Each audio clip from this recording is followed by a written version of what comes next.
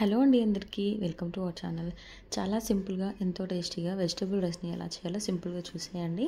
మనకి ముందుగా కావాల్సిన వెజిటేబుల్స్ అండి టమాటో, క్యాప్సికమ్, ఆలు, క్యారెట్, బఠానీ, బీన్స్, మన ఇష్టం ఉన్న వెజిటేబుల్స్ అయితే యాడ్ చేసుకోవచ్చు. బీట్రూట్, అలాగే కరివేపాకు, పచ్చిమిర్చి, ఓల్ గరం మసాలా, మిల్ మేకర్ని ముందే వాటర్లో నానబెట్టేసుకొని వాటర్ లేకుండా స్క్వీజ్ చేసేసుకొని పక్కన పెట్టుకున్నాను. పుదీనా, ఉల్లిపాయ చెప్పాను కదా, మనకు నచ్చిన వెజిటేబుల్స్ అయితే ఇందులో వేసుకోవచ్చు. కాలీఫ్లవర్ వేసుకోవచ్చు, బీన్స్ వేసుకోవచ్చు, బీట్రూట్ వేసుకోవచ్చు, పచ్చి బఠానీ కూడా ఉడికించి వేసుకోవచ్చు. అలాగే ఇక్కడ 3 గ్లాసుల బాస్మతి రైస్ని అయితే నేను నానబెట్టేసుకున్నానండి. నార్మల్ రైస్తో కూడా చేసేసుకోవచ్చు. సో నా దగ్గర బాస్మతి రైస్ ఉన్నాయి కాబట్టి బాస్మతి రైస్ అయితే నానబెట్టాను. అలాగే నేను ఈ వెజిటేబుల్ రైస్ కొద్దిగా నెయ్యి, కొద్దిగా ఆయిల్ వేసి చేస్తాను కాబట్టి మా బాబుకి బాక్స్కి యూజ్ అవుతుందనేసి నేను నెయ్యి కూడా వేస్ట్ చేస్తానన్నమాట, పిల్లలు తింటారనేసి. ఇది రైస్ కుక్కర్లో, ప్రెషర్ కుక్కర్లో చేసుకుంటే సింపుల్గా అయిపోతుంది, కానీ నేనైతే ఇక్కడ గిన్నెలో చేస్తున్నాను. కొద్దిగా ఆయిల్, కొద్దిగా నెయ్యి వేసేసుకొని ముందుగా ఓల్ గరం మసాలా వేసేసుకోవాలి.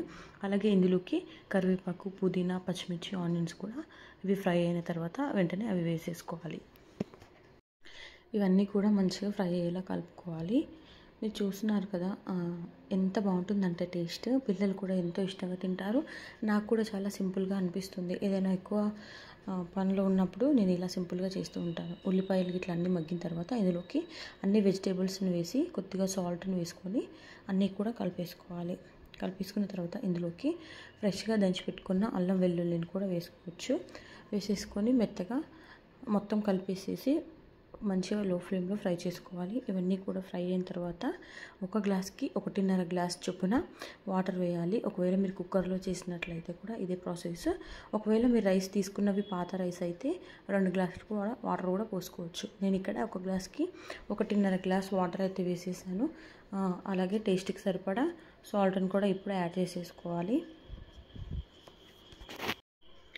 వేసేసుకున్న తర్వాత మొత్తంగా కలిపేసి ఒకసారి ఎసరు వచ్చిన తర్వాత మనం ముందుగా కడిగి పెట్టుకున్న రైస్ని ఇందులో వేసేసుకోవాలి. వేసేసుకొని ఒకసారి కలిపేసి మూత పెట్టేసుకోవాలి. మూత పెట్టేసుకొని ఒక 15 మినిట్స్ తర్వాత మళ్ళీ ఒకసారి చెక్ చేసుకొని అయిందో లేదో చూసుకొని మళ్ళీ ఒక 5 మినిట్స్ లో ఫ్లేమ్లో పెట్టుకుంటే ఎంతో టేస్టీ అయినా మన వెజిటేబుల్ రైస్ అయితే రెడీ అయిపోతుంది. పెరుగు చట్నీతో కనుక తింటే చాలా బాగుంటుంది. వెజ్లోకి, నాన్ వెజ్లోకి, ఏ దాంట్లోకి అయినా చాలా బాగుంటుంది. మా బాబు అయితే చాలా ఇష్టంగా తింటాడు. మీరు కూడా ఇంట్లో ఒకసారి ట్రై చేయండి. లంచ్ బాక్స్కి అయితే పర్ఫెక్ట్ రెసిపీ అని చెప్తాను. సో మీకు ఈ వీడియో నచ్చినట్లయితే మీ ఫ్రెండ్స్కి అండ్ రిలేటివ్స్కి షేర్ చేయండి. Thank you for watching. మరిన్ని ఇలాంటి వీడియోస్ కోసం ఇప్పుడే మన ఛానల్ని సబ్స్క్రైబ్ చేసుకోండి.